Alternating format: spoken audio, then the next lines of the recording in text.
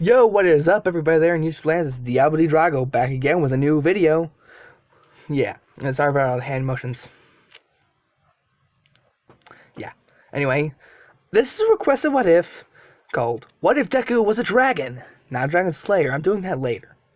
What if Deku was a dragon? Now, this was a requested what if. The person who requested it, I forgot your name at this moment. I am sorry. I wanted to get this out of the way because I might not be able to upload in the next couple of days. So yeah. Sorry, it took me a while to get this out. It just took me a while to drum up something really catchy. Yeah. I had to watch a few dragon-related movies to get my creative juices flowing. Hashtag Dragonheart. Yeah. Please and thank you, maybe? I don't know. Anyway, let us begin. In the tales of old, across the soaring skies, the bejeweled scales of the mighty race of dragons soar throughout the horizon. Her mighty roars filling the countryside with the greatest of echoes, causing terror among the humans and other races, and creating a panic that actually he entertained them. But a select few dragons wished to work with mankind, and many of them did not, but they got along either way.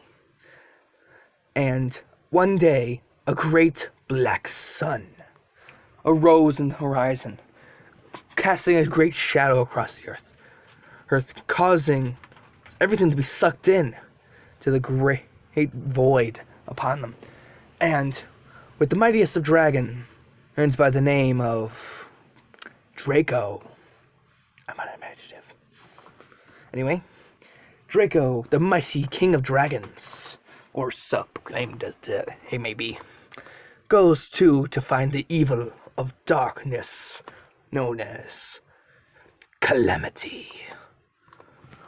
He failed to see what his enemy was before a great black shred had crossed the world. And when he awoke, Draco was in a golden realm, going through a mist of clouds. He's seeing everything that's going on. Humans have evolved past her present things. I lost the word. Anyway, and they began to cultivate powers of their own, powers that could potentially damage the dragons. Who knows what will happen? But then, a bright light beckons Draco forward, and into the shining dawn, there comes the cries of a newborn child. The sounds echoing throughout Draco's being, as being within the child itself, looking through and through. The great Draco sees a tiny, a minuscule green aura that is the child who had just been born. And he had now realized that he had been reincarnated into this new world for reasons not yet known, and will be, he disclosed in later time. Years passed. Deku is still called Deku by Bakugo because at this point, Deku is still technically quirkless. His mother is still the same, his father is still the same, not being mentioned at all. Oh, and everything goes pretty much the same as in the anime. Deku is actually a bit more of a strong-willed person because the influence of the dragon being his conscience, or his inner voice, that fails to reach out. And Deku does not realize any of this until he actually goes through a tunnel. He's walking home where he's attacked by the Sludge villain. And everything just goes black. Something goes on. And once the Sludge villain completely engulfs him, Deku passes out from lack of oxygen. And then Deku hears something. A mighty roar of anger throughout. That's heard for several miles, actually. And when Deku awakes, he sees that something happened to the Sludge villain that he had no idea. And that comes from the drain. All Might. And from this, Deku is acting completely like Deku normally would. And All Might is just looking around, really confused, like, kid, did you do this? Deku is just simply going, maybe, I don't know, I blacked out, so I have no idea what's going on. Everything goes pretty much the same.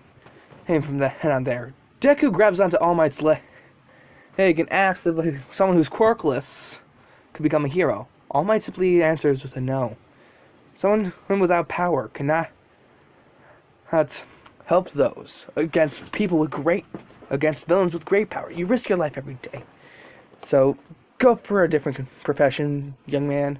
There are plenty of honorable ones out there. It's not bad to dream. Just make sure your dreams are attainable.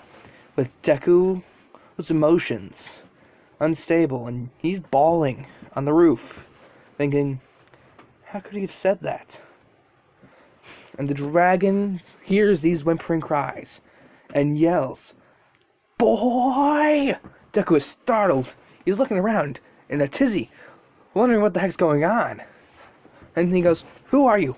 Where are you? Are you in my head? Are you the Sludge villain?" And Draco goes, "No, I am the mighty Lord of Dragons. I am Draco." And Deku's going like the constellation. And the dragon's like, "Yes, like the constellation. I am a mighty dragon who was reborn into your body. We now occupy the same form. But only recently have you been able to hear me. It's strange, I've been trying to talk to you for ages. Really, in this black void that you call your body, it's hard to find entertainment. I've been looking through your memories on replay over and over and over. I mean, really, you need to quit watching those online videos, okay? Jeez." And with that out of the way, the dragon's like, "Child, you've only been able to talk to me as of today. So, maybe it is possible for you to access my strength as your own. We'll have to talk more about this on the way home. Let's go." At that point, a great explosion goes throughout, large. And Deku's like, "What the heck is that?" They go, and Draco's like, "Boy, you better not be doing what I think you're doing." And Deku's like, "I don't know. This is instinct for me at this point."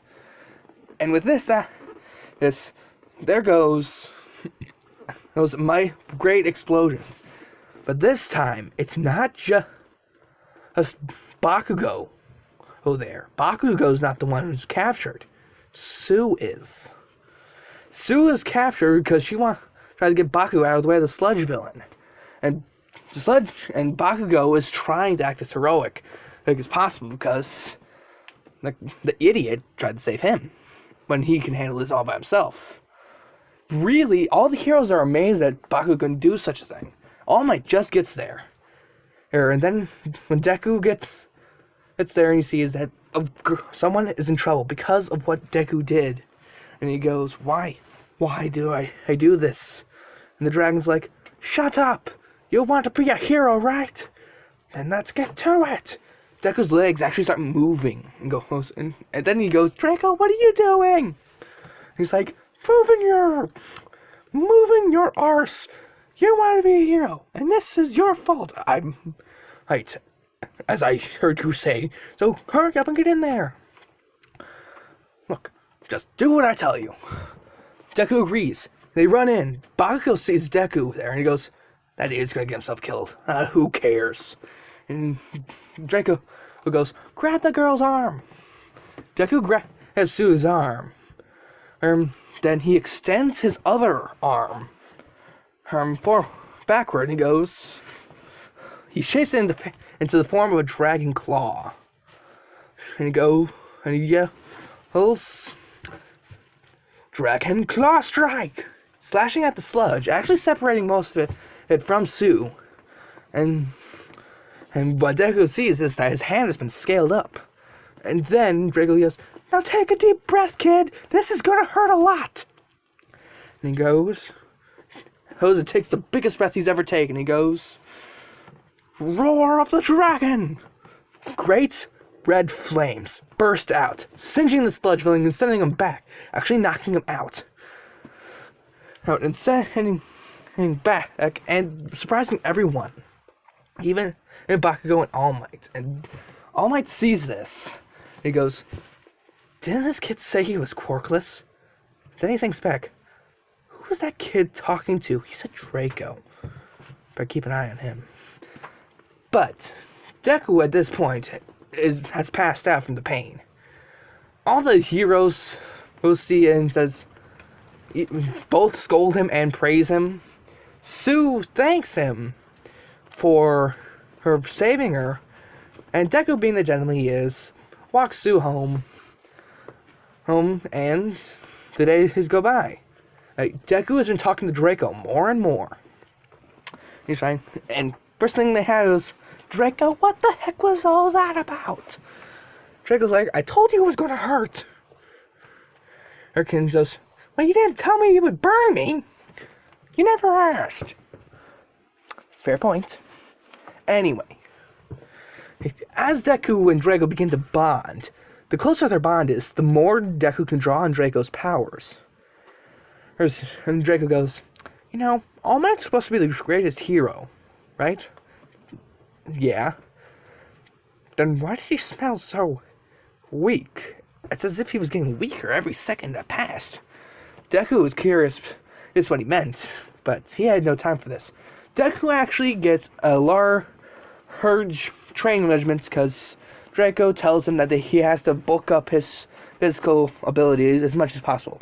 He's wearing weights all day long, going for long runs, lifting heavy weights, and Deku decides to clean up the beach, just like he did in the anime. And All Might actually sees this, because he comes by he wanted to come by and see what this kind of training would be like for his successor, but he sees Deku doing it, doing everything harder than he did in the anime. He's getting stronger and stronger every single time. He uses his power, and through meditations in the woods, mind you, he goes for hikes in the woods for peace and quiet, for meditation, where he talks to Draco a bit more, and he's actually managed to master to a point of scaling up. He calls that Dragon's Armor. Yeah, I know the name kind of sucks. Anyway, few weeks passed. Then Draco's just like, there's someone behind us. Deku turns around, but no one is. And Draco's like, smells familiar, but I can't place it. It's female, though. And Deku's like, what do you mean by that, Draco? Kid, someday you'll understand what I'm talking about. I've been in here for so long, I've forgotten what most feelings are. Draco, you've only been inside me for like 16 years. Almost 16 years. And Draco's like, yeah, and that's a long time. You are lucky to have so many things on the outside world to enjoy. Me, I just deal with whatever's inside here. And someone was hiding behind a couple of trees. It's Sue. She noticed more about Deku as time goes on, and she started getting an inkling of feeling towards him. It's hard to translate, because Sue is Sue, of course. A few more months passed. Sue has been keeping an eye on Deku a lot more, seeing how much training he is. Deku's training is immense, where he will lift, let's say, 200-pound...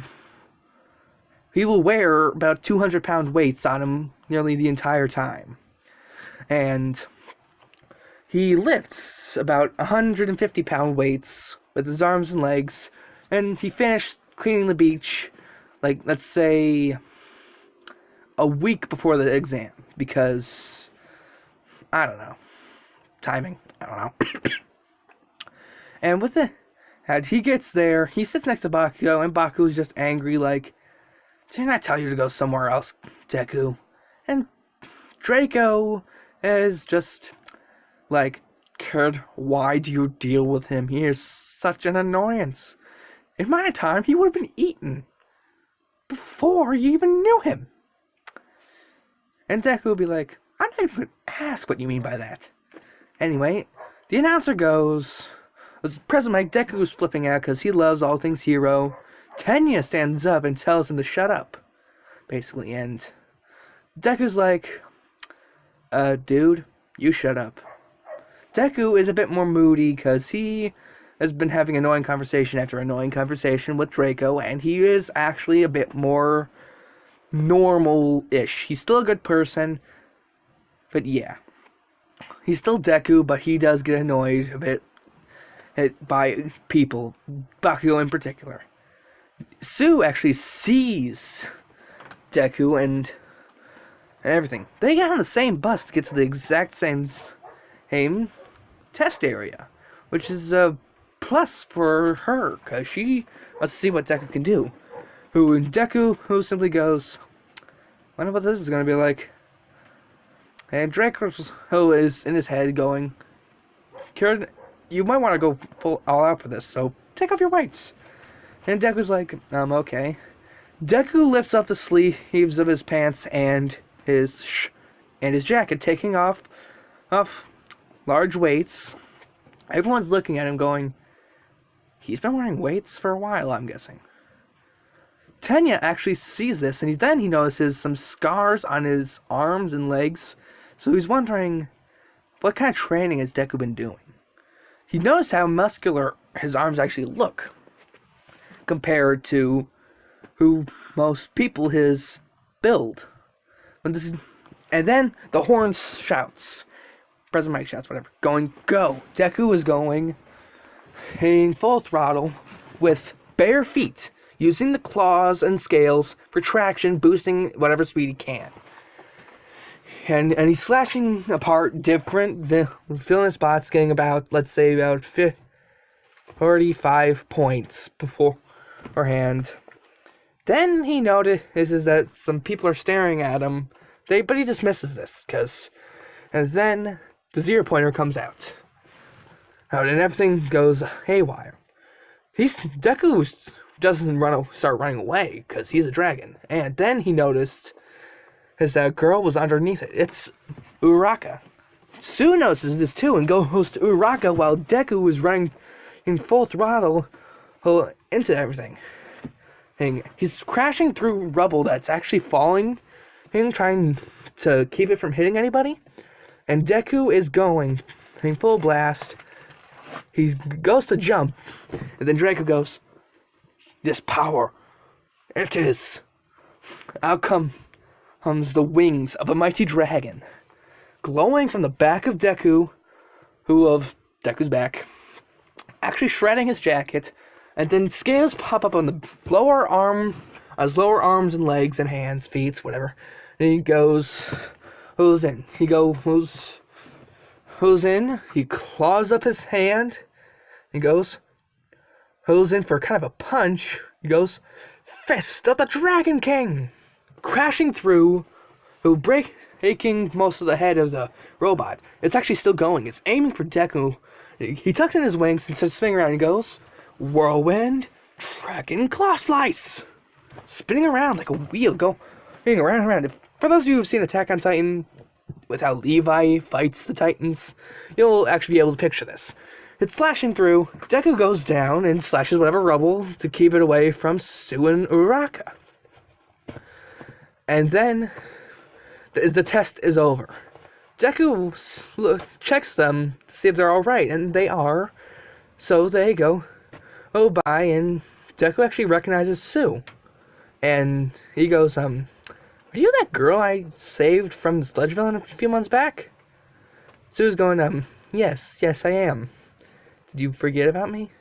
Deku goes, I've been kind of busy lately. I've been bulking up, as you can kind of see. Both embarrassed at this point, Deku just goes, I'm glad you guys are okay, and good to see you again.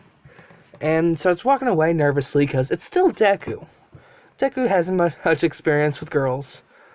And Uraraka starts chuckling, along with Sue, going, within a little girly chuckle. I'm not even going to attempt that.